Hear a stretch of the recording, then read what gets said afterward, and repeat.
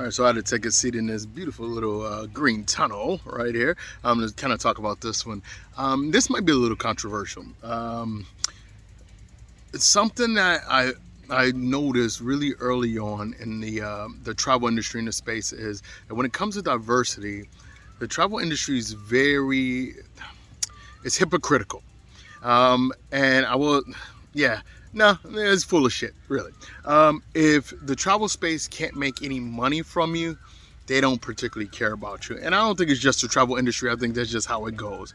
But it's increasingly frustrating when you see marginalized communities being tokenized. Like, you'll see these companies, these travel brands, companies, tourism boards who only look for pretty white people with abs and look good in bikinis and all this. And that's fine and dandy if that's only market. But don't show up during Black History Month and toss a black face on your social media and talk about, we stand with people of color. Don't show up during Pride Month and have LGBTQ flags waving on your social media or on your platforms saying that you care about gay rights, when during the rest of the time you clearly do not. Pay marginalized communities within this space. There are companies, there's even, there's one really interesting issue is that you get a lot of big travel companies and magazines who don't allow coverage if the trip was sponsored or if it was a paid trip.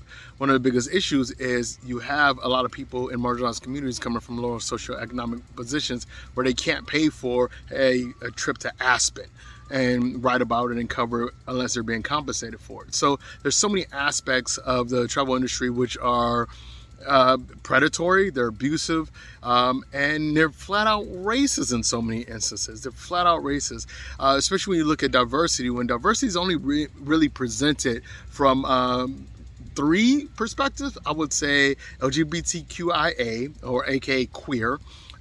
It is people of color, aka black people, and women. And in the case of women, I mean, if you really look at the travel landscape, especially in the influencer space, it's pretty much women and couples that dominate our industry. So, yeah, it's tough because I don't.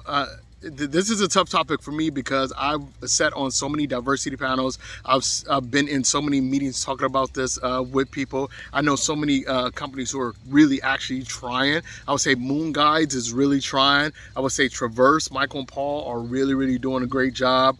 There's so many organizations out there who are really trying to implement more diversity across the board, from not only from the place of race or sexuality or gender, but from body types, from disability types.